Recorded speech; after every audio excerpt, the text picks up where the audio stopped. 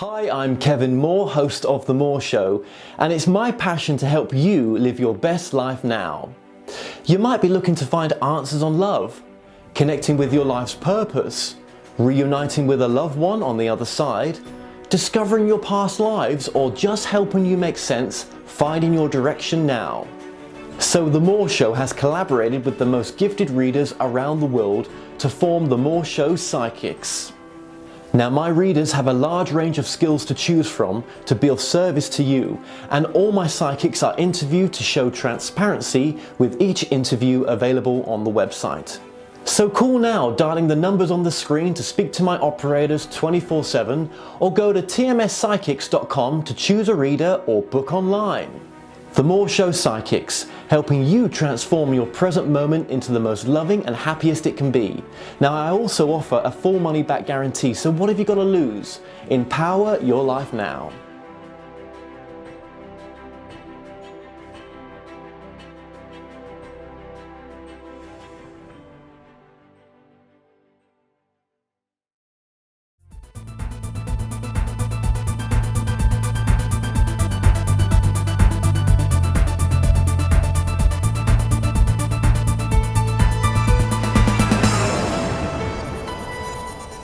Broadcasting from the UK and across the world online.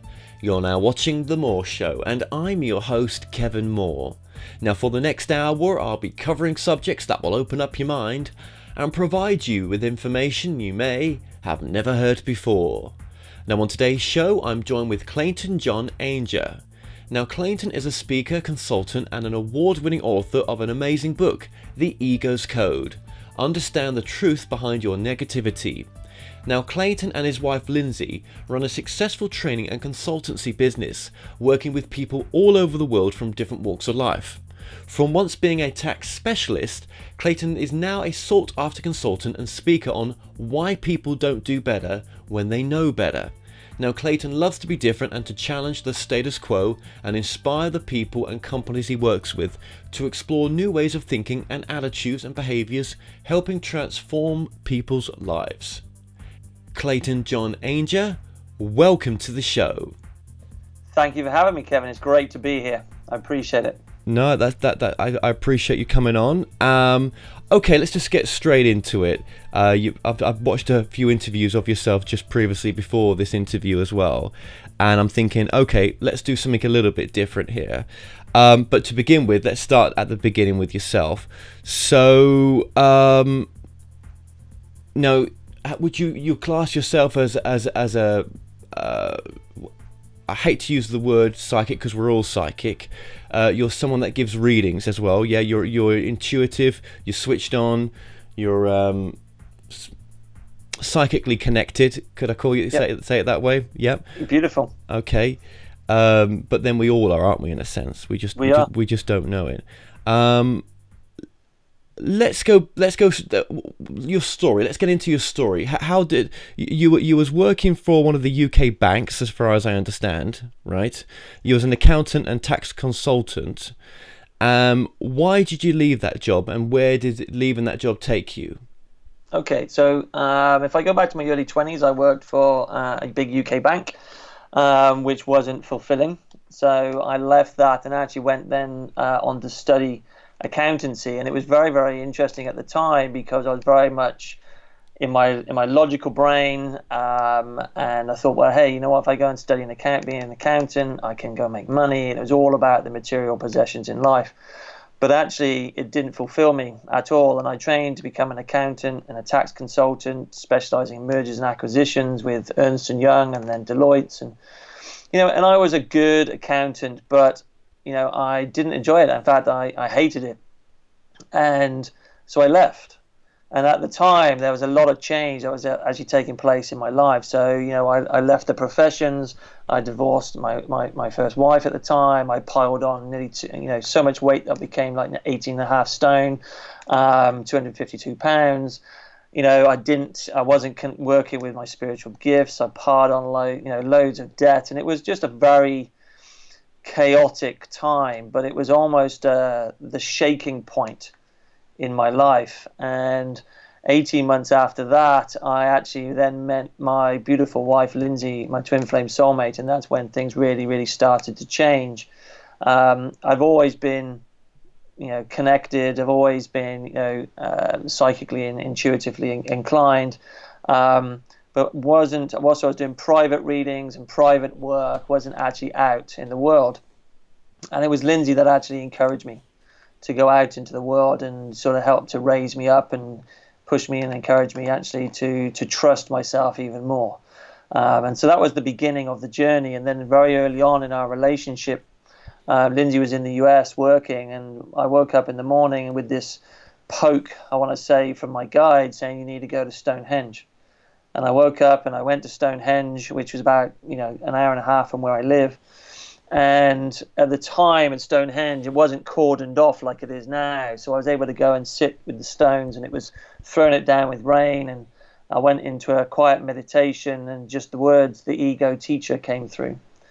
And then very, very quickly, I had some downloads of information started to flow in, and it consistently happened for days and months on end after that, and then even continues today.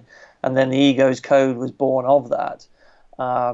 So it's been an exciting journey. When I look back over my life, I've been depressed a couple of times in my early 20s, and I'm thinking, okay, why was that? And then I've sabotaged nearly every area of my life, our business, because of fear of success. I've sabotaged my health and well-being. I would stuff my face with chocolate to soothe an unknown pain. I would pull down relationships because of a fear of intimacy. And I think, well, what is actually going on here? And spent 10 years actually immersed in the psychological and neurological reasons for negativity, and realized that there was a pattern to it. And whenever we have challenges, hardships, pain, or ruts in our life, it's because there's something for us to learn. And I've called that ultimately the ego's code. So that's a whirlwind tour of my journey. So that voice that came to you at Stonehenge, that's been with you ever since. What is that voice compared to your skills that you've got when you're able to bring in information from people? How are those two different, and why are they different? Okay, that's a really, really great question. So when I'm reading for people, in fact, I was reading for somebody yesterday without breaching the integrity of the reading. I've learned over the years to absolutely trust the information that comes through. So when I prepare for a reading, I'm literally tapping into what I call the divine spiritual system, and I connect with their higher self. So their higher self being our true self, omnipresent and everywhere. And their higher self communicates through me, and their guides will also come in, and they will communicate to me messages and images and smells and tastes and all different types of things that I've learned to translate in a way to be able to serve the people that I'm reading for. And I always trust the guidance and always share everything that comes through to maintain the integrity. It's a slightly different voice for me. It's almost, I call them like my gang of guides that are around. They have different guides that will come in for different things. So I talk about guides coming in and working with us for a season, a reason, or a lifetime, very similar to friends. And they're more subtle. They're more, sometimes if I'm not listening, they will communicate with my wife, and my wife will come and say, hey, look, I've got this message. I don't know what this is about. Is this for you? And I'll say, yes, that's absolutely for me. So they're more subtle. They're more potent. They are, it's almost like, okay, I'm in the classroom, and they're saying, okay, right, here's some information for you. You need to be paying attention to this. Or I may be out walking the dog, and I'll get an image that will come in, or an animal will cross in front of me. So we were out walking the dog the other day, and we don't have any snakes where we live, and all of a sudden there's a snake in the pathway directly in front of us, talking about transformation. Okay, and here's the things that we need to take forward in terms of transforming our own life. So it's like a collection of commentaries that are taking place simultaneously. And I've been able to actually quiet pieces down for my own guidance and say, okay, I need to listen to this strip, and then I quiet that bit down, and I listen to this strip, and then I quiet that bit down, and I'll listen to this information that's coming through, and I'll make notes and things like that. So is that voice with you as we speak now? Yes, because our guides are always communicating with us. And I always do a preparation before I go on an interview or I do a reading to get myself. We're always connected, and Yeah. and so this particular voice, I can access it at any time if I need to. So are you able to let it come through you and let it speak through you? I might, if I was to, I'm not going to do this right now, but I mean, if I was able to, would I be able to speak to it and you're able to go into the back seat and go? Yeah, so that's in essence what happens. So when I read for somebody, what I in essence do is I step out of my body, so that the physical self and and my higher self moves out the way. So I become an empty vessel, and then I actually then invite the higher self of the others into me. So then I'm reading through their filters, as opposed to my own stuff getting in the way when I'm reading for people. Okay, so but when you're not reading for people and there's this other voice coming through, this separate voice that's not the higher self of other people coming through, does this separate voice, have you ever tried to let someone talk to this separate voice and have a conversation with it?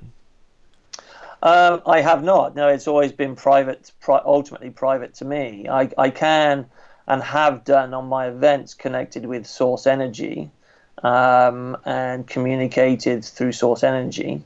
But I've never allowed other people to speak with my guides, because that's ultimately private to me. And do these guys have a collective voice, do you think? Do they would they have a name? Do you know, like some guys call themselves, when people channel, there's a, because that's what you're basically doing. I feel you're channeling, right? Completely, absolutely right. So I wonder, if you went a bit deeper, what actually would be able to come through if you were to lead, to just go in the back seat just for a bit, and for that voice to come through, and who that voice would call itself and what they would have to say. I wonder if there's something more than what you're giving it space for. Yeah, I absolutely agree. So when I do take a back seat for me, so for example, I was meditating this morning, as I do every morning, and I always take the back seat with that. And so when I take the back seat, so for example, the information that was coming through this morning, my meditation was literally, I'm sat in a meditative state and they said, stand up, and it's a they. And then they communicate as a they and a we. And as I literally stand up. It's like they are taking control of my physical body, and I will stand up. And as I stand up, they then start to give me information, or they'll give me healing. So, for example, this morning, and it may sound a little bit odd, and I'll happily share this with you. It was like a spear. I needed to clear out some things this morning. Yeah. And as I was clearing out, they said, stand up. So I just handed over to them, and I stood up, and they took this spear. It's the only way I can describe it. Mm-hmm. And the spear went up through my perineum, mm-hmm. all the way up through my body. Mm-hmm. And then this it's almost out the top of my head. And then this energy came down, clearing out, so washing out. And then they took two more, and they went through my shoulders to push my shoulders back so that they could then access all of my energy centers. And they started to cleanse some of the energy that was there. And I'm vibrating, so when I'm talking to you, I'm vibrating. Well, they're with you now, aren't they? That's the thing. So no, okay. So when I'm just guessing that you're an example to what other people can do, that when they allow themselves to be open and higher connections come through, groups of guides or groups of collective consciousness or whatever might want to come through people, as it comes through yourself, just as yourself as the example here, you're able to bring through information that's probably information you've never thought about before, maybe information of a much higher level than what you've brought through before. I would absolutely agree with that. You just have to give yourself permission to do that, don't you? You do, and there is. So I've had a process, and it is very, very interesting. So I would say I used to have a process of preparation when I would do readings, and now I can just literally sit down in a chair and I start like a process. It's like a little bit of a mantra and ritual, and sometimes people's guides said, no, we haven't got time for that. We're literally just coming through. Yeah. And I move out of the way very, very quickly. So it is a collective consciousness. It is, we are. So if I just give you an example, in fact, I was talking to my wife yesterday about it, and if we look at ourselves as a pinprick, the physical self is a pinprick, and right behind us is all the divine space and energy of who we are, and the quantum physics. There's a quantum physicist back in the 1920s, a guy called Niels Bohr, who did a lot of work and received a Nobel Prize around this. That we are actually 0.0001 to the power of 13 physical self, and the rest of us 99.999 to the power of 13 energy. And he's been able to, and at the time with the work, it was massive breakthrough, but nobody's actually been aware of this. So we are huge energy beings. Well, yeah. I mean, look, when you okay, look, I could say to you, look, when you brought the ego code through the book, that was not you. That was someone else. That was some other group bringing that through you. Yep. But then, it does take your power away a little bit for me to say that in some respects, because what if it was the group and your higher self? So it was you. You are them. I mean, I try not to take things that I don't want to say something that's going to depower you, to say, well, that wasn't me, that was someone else coming through, I'm not that powerful, when actually you are.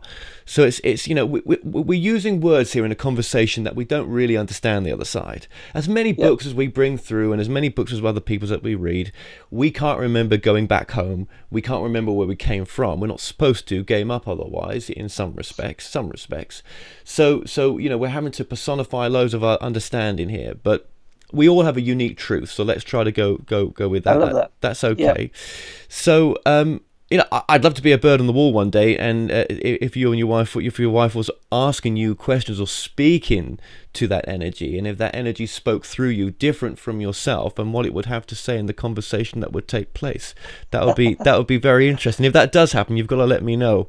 If you start full-time channeling and start bringing a book out, I'll be like, hey, did I instigate that? I don't know. But that would be my ego to want to say that, but I'm really not. I just think that you've got a bigger power than you give yourself credit for. That's all. And I think I think you put it to one side to say, and you not fluff it up. I think you carefully code it so that it seems more grounded. But I think there's a bigger energy that would work through you if you gave it the credit to do. I agree with you, and I do give it the credit. And it's but when you're working with human beings, for want of a better description, they need to be able to take spiritual information and actually be able to use it, which is why I bring it through from a grounded perspective. That is true. So we are all very, very, very powerful beings, and I always maintain the integrity of everything. So for example, when I wrote the Ego's Code, the first time I wrote it, the first draft I wrote was rubbish, and it was all written from a logical perspective. Right. And it was very, very interesting that I actually sat down, to write it, and and then I procrastinated for 9 months around it and put so many distractions in the way, which is part of my learning. And then my publisher called me up, and she said to me, look, if you want this book published, and it was the 29th of January 2015, she said, if you want it published in 2015, you need to get the final version to me by the 28th of February, so less than a month. So talking about channeling, I then I said, okay, you'll have it. And I literally threw the original version out and channeled the whole book in 4 weekends. Right. And so what you actually have, and I literally had to be an open vessel to receive all the information that came through. And I never read it. The only person that actually read it in the first instance was my wife. Wow. And she was amazing with that, because she actually then went through it and read it as there was again some egoic stuff came up around it, and she said, so why aren't you letting the person that's closest to you read it? And I said, well, I'm really scared about what you're going to think, which is really interesting. And I said to her, and she said, well, I'll read it from a reader's perspective. And she read it. She came up with about 141 review points, and I went through it, and I tweaked it and changed it, channeled more information through, and put it in. And it came out the way that it's come out, and I put it out in the world even without me truly immersing myself in it, and the feedback that I've had around it has been phenomenal, and I trust the guidance, the personal stories that are in there, from myself, from people who I know, from clients, and I've worked with it. a lot myself over the years. It's all my truth that flows through it, Right. and also at the same time, it's the guidance from the other side. Yes.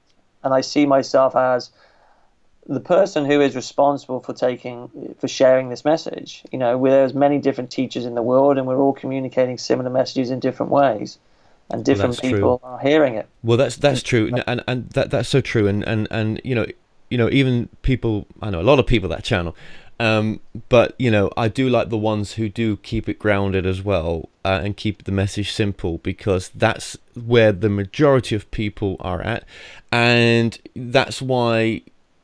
Yes, that's why some materials you see massive followings for, because it's simpler, and some of the higher material is less followings because they are not at that point yet.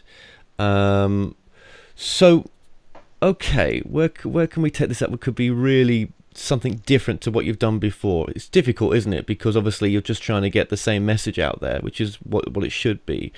I'm just trying to go a little bit deeper, that's all. Yeah, do it. Let's do it, Kevin. No, I'm up for that. I don't know. I don't want to destroy the message of what you're trying to do, though. I don't want to look back on this interview and say, we didn't get that main core message out. That's important. Okay, well, as a coach, a life coach, a speaker, a coach in business as well, and doing readings, that's pretty unique. There's not many people doing all those types of activities, is there, that you come across? No, it is very, very interesting. I remember having a conversation many years ago with Lindsay, my wife, and we were talking about the types of people who we wanted to work with. And I said, well, I want to take this personal message out into the world. And she said, well, actually, we do have a message to take into corporate. People are just people. And, and everybody has a need. And it is interesting that I cross both spectrums, and we are taking, I say we, the divine, taking this work into corporate. And it was very, very, very recently, I was on an event where I was actually a participant, and I was actually making some decisions in my own life. Said, I think I'm going to move away from corporate and actually immerse myself just in the personal world. And literally, the collective consciousness came through and said, "No, you're not." And there was almost all these opportunities and presented themselves to take the ego's code into different spaces within corporate. So, I do cross both spectrums. I do use the work, in corporate. When I put it out into the world, it was very interesting.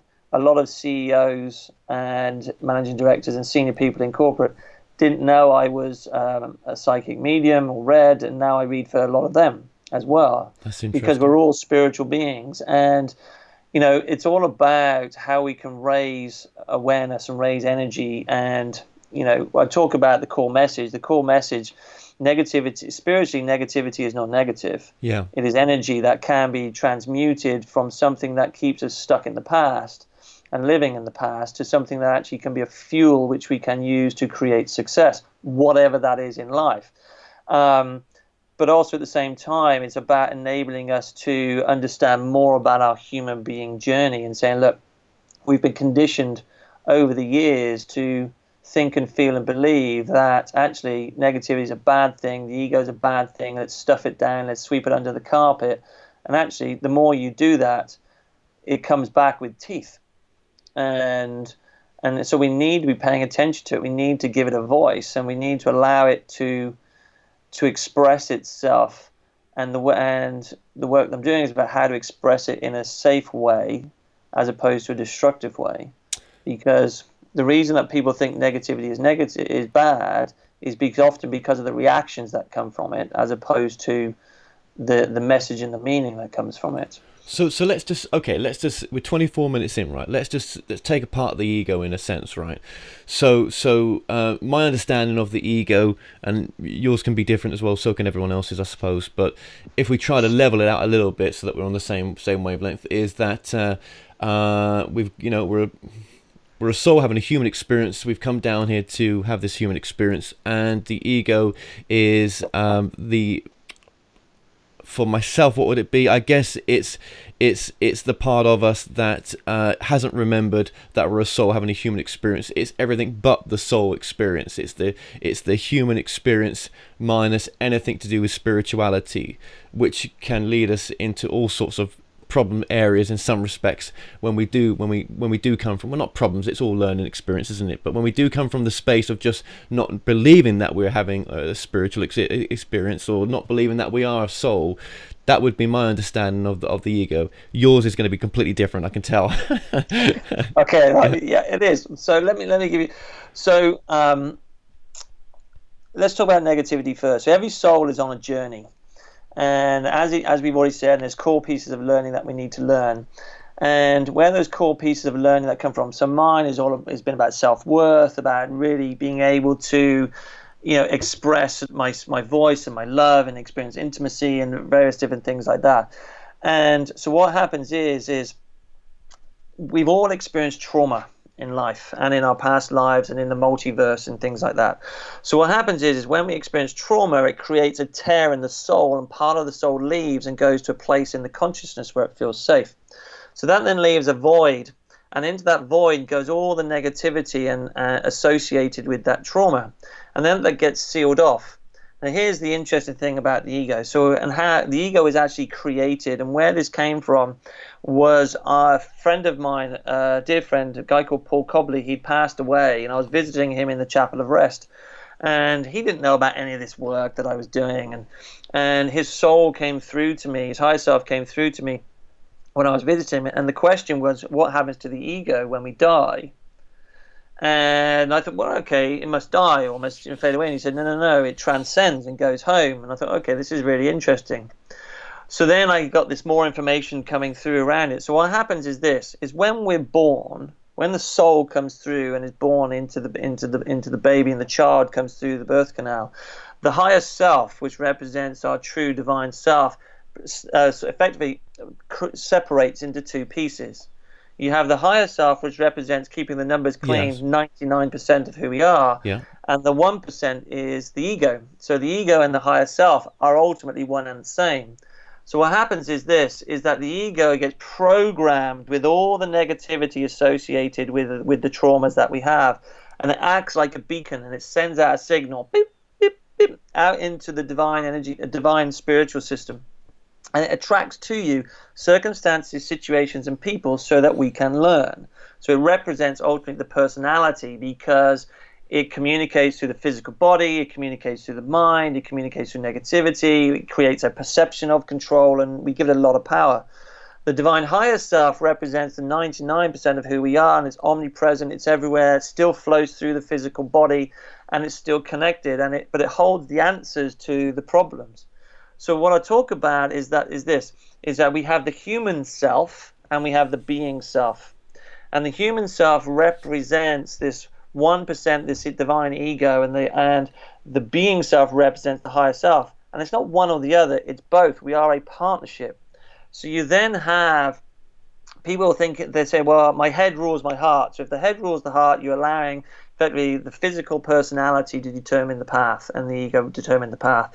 If people say, well, I'll let my heart rule my head, and so you're then allowing, you're not working as a partnership. The heart's often getting in the way. So it's not one or the other, it's both. They are a partnership that need to work in tandem. And so people try to think their way to a solution. We need the ego to embed and to ground and to take action. But the answers to the problems that we have actually lie within the divine higher self. So, the ego comes through, and there is a veil that is there between, and then we start to split the veil and we start to discover who we are. And what happens is my definition of the ego is about expanding your greatness out. So the more that we actually learn, so when we go on our journey through life and we learn, so the ego communicates through negativity, because we actually can't see our own unconscious. We can't actually see the higher self. So the ego self communicates through negativity. So every time we experience negativity, rather than stuff it down, give it a voice. And as you give it a voice, you start to clear out the traumas of the past, you get the learning, and then the soul will then return. And as the soul returns, the ego starts to shrink and shrink and shrink, and then transcends back to the higher self. So we don't actually need to die to experience wholeness. We can actually experience wholeness and oneness here on the earth plane. And quantum physics has now proven that we actually do experience wholeness 7.8 times per second. So we're always in creation, and we're always. But to experience wholeness, that takes a willingness to want to see life from a different perspective. I mean, to be able to see it from an awakened perspective, so that Yes. you have to see it from, you have to have some acceptance that you're a soul having a human experience. I mean, Yes. some people are never going to experience that because maybe it's in their contracts not to, or maybe they've agreed somewhere that they'll never wake up because of the ripple effects that has for the people around them, not just themselves, or for the life that they're going through as well. Yeah, I agree. And if you come back to the soul contracts that we have in place, so let's talk about that. So I have a truth system, and I often talk to my wife about this. That souls come on this earth plane, and sometimes souls will come on the earth plane to vibrate at a lower vibration to be able to serve and to teach others. Sometimes souls will come on the earth plane to have a really high vibration to lift people up, and to be a teacher in that way. So every soul has its own purpose. But, it doesn't mean that people aren't going to get the learning, doesn't mean that people aren't going to be able to heal the soul. So, for example, I have certain family members in my own life who have do vibrate at a lower vibration to be able to serve those that are around them. Again, it's about saying, okay, what is the soul? But this is a higher level of thinking. This is a higher level of mind. When people pass away, sometimes we can't physically comprehend why that's happened, but there will be a purpose to that.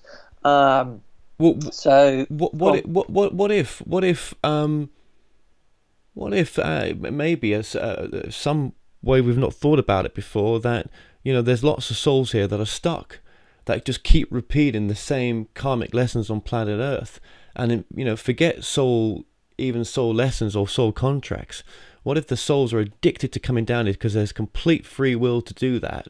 Complete free will from the other side. You can do what you want. If you want to go back, go. If you want to do this, do it. There's no one above them telling them what to do. And what if a lot of souls here are just trapped in a way that they've just got trapped on this cycle of being on planet Earth? And when people like you have an awakened experience, it's because you've come down here to help those that are here that are forgotten their true nature of who they are in some respects, and the millions of people in this ruck, in a sense, and you've come here just to kind of spark something in them to help them remember. That's why you've remembered, because you've purposely chosen to remember.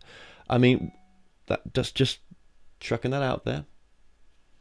I love that. That's a great question. It's a question I've not been asked before, and I like the controversy around that. That's awesome. So let me think about that. And what if the guys that you're connected with have only given you such level of information so far, because it's never forced information on you to think higher? It's up to you to get to that point, and then and at some point you may be at a point where you're ready to think beyond where you're at, with no forcing from them to force any truth on you. Yeah, my feelings around that and my truth around that is that I feel that every soul is on its own journey, whether you have a free will or not. So when people come down, so let me take my daughter as an example. My daughter is just amazing, and when she was little, she used to sit and talk to the wall. And I would say to her, I said, are you okay? And she said, yeah, I'm just talking to my angels, Daddy. And it was brilliant. Then as she got older, she would say to me, well, I can't see my angels anymore. And then as she got older still, so we're now teaching her more about the fact that she is an energy being, and she's always in creation, and she can create magic out of thin air. But as we get older, there is a veil that comes down, and I talk about it in my book. So as we're born into a certain family, and we choose our parents, and and our parents are, they know us, but they don't truly know us maybe at a soul level consciously. So, but they do the best that they can be, and then you create a layer, and then we go to school, and and I remember my parents would say to me, money doesn't grow on trees. So then I take on board this belief system Of course around you do. money Of and the course. energy attached to it. Of course. And then we go to school and our teachers want to guide us and help us to be the best that we can be. And then we take on board their thoughts, their feelings, their energy. And then we go out, then we go to university, then we go out to Absolutely. work, and the layer So gets thicker and perfect. thicker and thicker, Yeah. right? Perfect. And then what happens is that as that, it's almost that we have all these different levels of energy. And I talk about that in terms of the veil of uncertainty, and so what we have to do is we have to sort of almost pick away the veil. And sometimes the veil is so thick for people that actually they can get immersed and consumed. But we're all experiencing miracles every day, but sometimes we become so blinded to the feedback that's around us that we don't actually see what's going on. And so maybe there are souls, and that's actually, a really inspiring thing that you've said, that's actually triggering various things in my mind around perhaps there are trapped souls that are on this cyclical journey that's here. Well, not just And just I'm a few. grateful I'm for not just a few. I'm talking about the many. maybe Yeah. millions. Yeah. Well, Yeah, the majority. I'm talking about, and I mean, there's the days I think to myself, how many times have I relived this same life? We talk about we in a linear fashion having a past life, of this life, then a future life. Have I lived this same life again and again, like Groundhog Day, and then I've come to live a different aspect of it right now? How many times have I been here at this when we have deja vu, and and you think to yourself, well, if I have lived this life again, I've come down. Maybe I've already transcended. Maybe I've already passed on. I've already crossed over. I've done it all before. I've come back here again because the majority haven't, are not stuck, but it's just where they're at right now. So going back to, this is just chucking some wild stuff out here, right? So just going back to it's great, yeah, I know. Just going back to the ego. Well, I think it's great what you're doing with the corporate side, because oh my God, can you imagine the level of ego in the corporate side? It's beautiful. it's fun. Yeah, it's fun. And that's one way of breaking into the masses, by breaking into the corporate. There's a reason why you're doing that, right? The much bigger reason, right? And a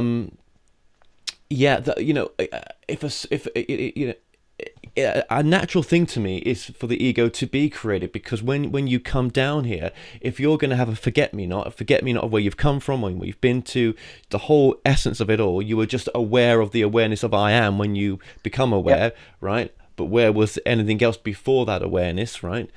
So basically you're saying that consciousness was created in the womb, which I don't believe at all, right? Yeah, no, that's not what I'm saying. No, I'm no, saying I know you're not. No, exactly. Okay. But the automatic creation of the ego happens when, if you're going to have a forget-me-not, then what happens? Well, you're going to create an ego, aren't you? Because what else? How else are you going to survive? Yeah. I don't know. I just think, yes, I can see what you're saying, that the ego carries on when you cross over. Of course it does. Remember what the Seth material says. You take your personality with you when you cross over. Yeah. So, but I don't know where I'm going with it, but really, I suppose, maybe me and you have two different definitions of the ego, and that's cool, right? Yeah. I think just to show people that, but there is definitely an ego there, and I don't want to take anything away from your work. I'm not trying to. I'm just trying to just see it from a different perspective, maybe. No, and that's okay. Let's just come back to the linear piece. There is the concept of past lives, current lives, future lives. But also there's the quantum lives that we're having simultaneously. You and I may be having this call right now, but actually in other dimensions, there's something else that's going on between us. And so I remember I was on a friend's event, and I was experiencing a very early meditation, 4 a.m. meditation, where I was having my brain mapped, and the brain naturally vibrates at 10 to 60 megahertz squared. Now, 45 seconds in, I was channeling 510,000 megahertz of information that was coming through. And 45 minutes in to an hour in, I was channeling 2.5 million. Now, if you looked at my brain scan, you would think that actually I was having a seizure. But, I was actually having a full-on sensory experience. And what was actually happening is that the space that I was in, it was like I could see a million video screens. It's like TV screens. And and these are all the different dimensions that I was operating in simultaneously, or you can call them multiverses, whatever. And I would literally press one, and I would go and I would be having an experience, and then I would come out of that, and then I would press one, and it's almost like you're flicking TV channels, Yes. because I would start. It wouldn't start at the beginning; it would just carry on from Right. whatever was going on in that scene. So there are so many multifaceted elements of who we are, and the whole point of the ego's code and the messages around that, putting even to one side the ego, is that there is a purpose to our negativity, and and it's very much about understanding that it's not here to harm us or anything like that. It's here to serve, and and when we can, it's just energy, and all energy can be transmuted. It can be changed from something that keeps us stuck in the past, reliving the past over and over again, into something that we can actually use as a force for good in our life. And so I there is so much more to us, and I'm loving the conversation that we're having around it. Well, okay. So the person you were compared to the person you are now, let's just bring it back to a gentleness that your book is. That your book's a gentle book. We're getting into some really deep stuff here because I just wanted to tear it apart, really, in some respects, and then bring it back together, right? So there needs to be a gentle side here, because obviously some people listening to this, if you went to the corporate world and we started this conversation, most people are going to walk out, right? Because they're going to think we've swallowed the green pill instead of the red, right? But that's okay, because we have an audience here who like diving deep, right? But so bringing it back to the everyday person who is stuck in the matrix and doesn't see the greatest aspect of the brilliance inside, right? Okay, so the person that you were, ego-wise, compared to the awakening that you had that when you knew you had an ego, to the person you are now. So that's really what this work is about, awakening to really understand what the ego is and that you have one, and that when you see that, you transform yourself. So I would say you're much kinder, you're much loving, you're much more loving to yourself, you're much kinder to yourself, you're more in the moment, more in the flow. You are you're using the law of attraction to its maximum, because you've understood what the ego is, you've understood your true nature by understanding the ego. It's all yours. Yep. I agree. If I go back to my early 20s, I was all about materialism. I was all about what I could have. There's a very basic principle that we have to have everything we want to have before we can do everything we want to do, before we want to be everything we want to be, and that's been around for years. And when I talk about that, I talk about that in terms of we go into a tunnel of reaction. It's actually like walking on our hands, and it creates a lot of imbalance, a lot of instability. When we actually raise our awareness, and the first thing that people do, it's all about raising awareness and almost observing ourselves in our own life, and it doesn't have to be hard.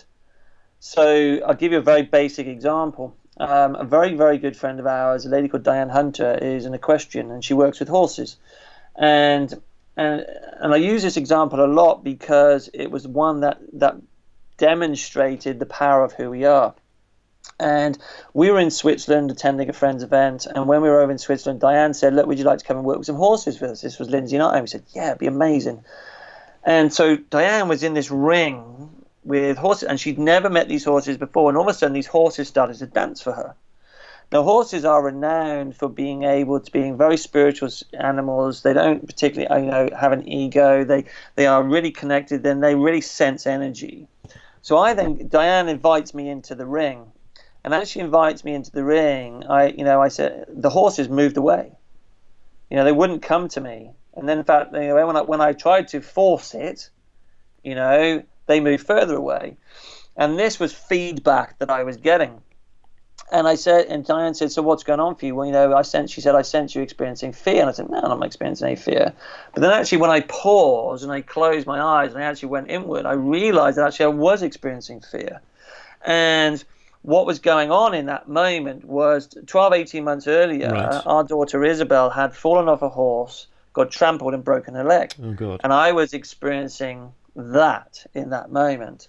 And so then I spent some time changing my energy, releasing the energy of that, and then the horses came to me. So the point of this is that we're always experiencing feedback, but the challenge is that we can be so closed off in our thinking and in our awareness because of this thick veil that we actually don't see the feedback. And part of the point of the work that I'm doing is about getting people to step out of their lives just for a little bit, just for 5 minutes or 10 minutes, or just notice what's going on around. And when we're experiencing negativity, And negativity is like a whisper or an echo from the past. So we're literally reliving the past in the here and the now. So we can't be present. And if we're not present, we're not observing the feedback that's going on around. And so just by observing what's going on, we can then start to make some changes in our life. And so, and as I have done that, it's still every day, I still get triggered by various different things, but I don't live there. No. In that moment, I say, okay, I notice what's going on for me. I'm raising the awareness. I'm appreciating it. I'm expressing gratitude for it. And then I'm making decisions for my highest good around it. And that alone has enabled me to be more loving, more attentive, more focused, all those things that you said. Yeah. So, okay. If anyone was just listening to this and they're not into spirituality or anything like that, they would have switched this off a long time ago, and I don't blame them. Right? They're not ready for it, right? But when you go to your seminars, right, and do your work, you have to. You don't start off, and you probably wouldn't. I'm guessing maybe you do, but you'll tell me if I'm wrong, right? You don't start off with talking about spirituality and all that stuff. You're stripping all that away and just going straight into the ego without the spirituality and not using those words. Not even that, actually. So when people come on my 48-hour negativity detox and rejuvenation, the very first thing that we're doing is people will come in and we will have shares. So what will immediately happen is we'll have shares. I want to know what's going on in people's lives, and people will share their stories, and we do it in a certain way. So that people feel comfortable and feel safe to be able to share what's going on for them. And because I want to know what their stories are, what's getting in their way, what their challenges are. And because we're all experiencing challenges, when we experience a challenge, there's a pattern there to it. And so as I'm starting to understand that, and then we'll go into a very gentle meditation, which is all about aligning and balancing the energies. And it's not really until the morning of day 2, because we start at 7 o'clock on a Friday night. And then we come in the morning on the Saturday morning, and we'll go into a big shamanic healing session where they just have to lay down and sleep and receive. And it's then we start talking about negativity, the true purpose negativity, the ego, and then we go beyond that. We start talking about spirit. When I talk about it in corporate, I'm very open and honest about it. We talk about the impacts of thoughts. We talk about the impacts that feelings can have, how our thoughts and our feelings impact our experiences in life, how our experiences impact on our personality, how our personality then impacts upon our reality and what we experience in life and in business, and how we can change our thoughts. By changing our thoughts and our feelings and having that awareness will ultimately change the results that we have. Yeah. And it's an ongoing cyclical cycle. But it's very balanced, it's very grounded. Good. And then I'll say to people, do I have your permission, as I did very recently when I was speaking, to go into the funky foo-foo wah-wah? And then they say, yeah, because by then I've got rapport with the room, I've got enough, permissions, and then we go into some of the deeper, funkier stuff, and they love it. That's cool. Yeah, so you're starting off nice and gentle, and then introducing that part of it. Yeah, I did wonder how you was doing that. Yeah, that's pretty cool. That's pretty cool. And yes, and keeping with your book here as well. You I know in your journey, and I've mentioned the words there, living in the flow, but that's something that, obviously you've got a whole chapter on it, but it's something that's dear to you, isn't it? Because it was a big learning lesson for you, wasn't it, by just going with the flow as well? Yeah, I'm always observing. I know when I'm in flow because things move easily. Or I'll have some form of agitation that will come up, and if I'm getting in my own way. So just for an example, my body communicates with me all the time. So if I'm having maybe some challenges around corporate contracts or money or anything like that, my body communicates me 2-3 weeks in advance. I have a pain in my lower left-hand part of my back, and that's why I think, right, okay, there's some instability there. So I know what it's about because I've learned over the years. And that then enables me to change. But we should get feedback straight away. So for me, one of my favorite meditations is by Tom Kenyon. It's just a 30-minute meditation where I go in when I'm experiencing a little bit of the funk and, the ego's playground, as I call it. Yeah. And then I come out of that, and I should experience, because my energy has changed, I should experience feedback straight away. And often the phone will call straight away, or I'll have emails that will come in, or just something will happen to say, to just give me that feedback in that moment. And it always does happen, but I have to be aware of it. I have to say, okay, so this is the change that's taking place. So we are very, very powerful beings, and it's really important to know when we're in flow, we experience the more positive sides of life. Yes. And I talk about it in my book. The opening introduction is called Through the Eye to the One. And it is okay for us to focus our time and our attention on ourselves. It is not selfish. We shouldn't experience guilt around it or shame around it. Because when we feel great, when we've taken the time to understand who we are, and it takes time, it's a journey. When we start to put more and more into our life the things that we love, we start to feel those higher emotions and feelings that go with it. And Dr. David Hawkins, in his book Power versus Force, has calibrated the energies of the feelings and the emotions. And so when we're feeling those more positive feelings and emotions, we are more kind, we're more attentive, we're more present, we're more caring of other people. And then as a byproduct, we actually then start to receive the things that we want actually start to come to us because we've actually taken the time to change our energy. Which is then almost the elimination of the ego, because that's when you're being who you truly are. That's when you're being your soul. That's when you stop being just a human being. You start being a sort of soul being as well, coming from that space. Yeah, and I talk about that as the divine integrated self. So this is where the ego self and the higher self actually merge back into one, and we're experiencing who we are. And if you think about when we're in our flow, actually there is no negativity around. No. You know, the thoughts are clean, the feelings and emotions are clean. And it's when we get triggered. So we could be flying high and in flow, and then something will trigger us, and we go straight back to the past, and we wonder what's happened. And just by having that awareness, say, right, okay, I've moved out of sync, I've moved out of flow. There's something I need to do here to take care of myself. And all negativity is, on a human level, is a message from you to you that something is not quite right or how you think it should be. So pay attention. You know, sometimes when we merge the ego with the spiritual side as well, or if you don't want to use that, if you stay with us this long and you still don't want to use that word, great, don't use it. Do you know what I mean? But when you have merged the sort of, oh God, what else can I use then for that? Well, when you've become aware of the ego, let me say that, right, and you've started embracing some of the teachings that you're talking about, right, then it doesn't mean that you lose yourself in that, in a sense, but you probably will find that actually patterns start to disappear. Maybe old friends start to disappear as well, because they're like, well, this guy's not, or she's not the same anymore. I don't like this new person. I don't resonate. This is not what I need in my life. Exactly. You know, another way you can look at the ego is the personality. So what happens is as you change, okay, what's happening in the body is the neural pathways in the body and neurology is also changing. So we're actually vibrating at a different frequency. So as my personality changes, so my reality and my life changes. So and what goes with that is the people that we spend our time with, because we then become a vibrational match to new people. And sometimes people just naturally just leave. The challenge that we have is that when we are vibrating at a certain level and we choose to lower our vibration because we think we should have obligation. No, stay where you are. Invite people up to be with you. If they don't want to come up, then that's part of their journey and their learning and their lesson, and that's okay. You know, because new people will come in. Most definitely. And you know, you talk about, you know, one of the parts in your book, well, mentioned a few times, but be the change, and sometimes, you know, the change will happen as well in other ways. Well, you had a change in your marriage. I mean, you walked away from the first one. I mean, that was, you know, when you went through your awakening. These things, some things do fall apart. Not easy choices.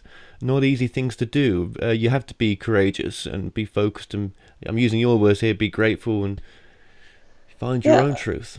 And this is right, you know, and as we expand and as we grow and as we change, you would expect your life to change. You would expect things to fall away. And I love the way that that's been described. You know, things will fall away as new things will come in, you know, and because what's happening is those layers are falling away and more of you is coming through and coming out. And, you know, when I divorced my first wife, what happened was the main reason behind that was I actually sat in meditation and connected, with the soul of my daughter. And the message that came through was, if I stay, she would never experience her father's love. So I left. Wow. And we are like that. And have you told her that? Have you? Yes. Yeah, she Wow, knows that. that's incredible. It's incredible, isn't it? That message came through, and that was the message. That was the catalyst for you to release her, and for her to be doing what she needs to be doing as well. Let's not forget her as well. Yep. Yeah. Completely. Yeah. Okay. Well, all right. We're 55 minutes into the interview here, and we've barely scratched the surface. Have we? Have we barely scratched the surface? We've barely scratched the surface. I've absolutely loved it, Kevin. I love being challenged. I love the way in which your mind thinks. Because it's good to go deep on these things. And I've absolutely loved the whole experience. Good. Well, I'm glad you have. Thank you for that. I have as well. I have as well. I just felt that. I don't know. I just felt that was the right way to do this interview, and we could go a bit deeper right now. But I think that the only question I need to ask you really right now, because we're just out of time, unfortunately, in linear time, is if you could speak to your guides, what would be the most important message that they'd want to give to the audience in respects to the ego's code? Okay, so as I tap in, the immediate message that comes through is that you matter. You matter, and I was speaking to my daughter the other day about it, and she was experiencing a lot of challenges at the time around something, and I just said to her, I said, you matter to me, you matter to your mum, you matter to Lindsay, you matter to Nonna, and I literally spelt out, 50 people, and she just threw her arms around me and just said thank you, because sometimes we go through life and we don't feel that we do actually matter, we're not seen and we're not heard, but actually, people do matter to people, and first of all, though, we need to matter to ourselves. And if we can take care of ourselves first, then, as I said, as a byproduct, then the amazing ripple effects that can come from that. And the second thing is that we all have an important purpose in life, whether that be to be a great mum or a great dad, or to be a business person, or, to be a speaker, right? Whatever that is, it doesn't matter. We all have an important purpose, and ultimately that purpose is to be who you are. So that's the messages that come through. Well, they're two beautiful messages, because it's almost saying another way that love is the only thing. Yeah, love is all that matters, and no matter where we are in whatever job, we are all equal. We all go back with no clothes on, right? And we all come here with nothing, and we all go back with nothing.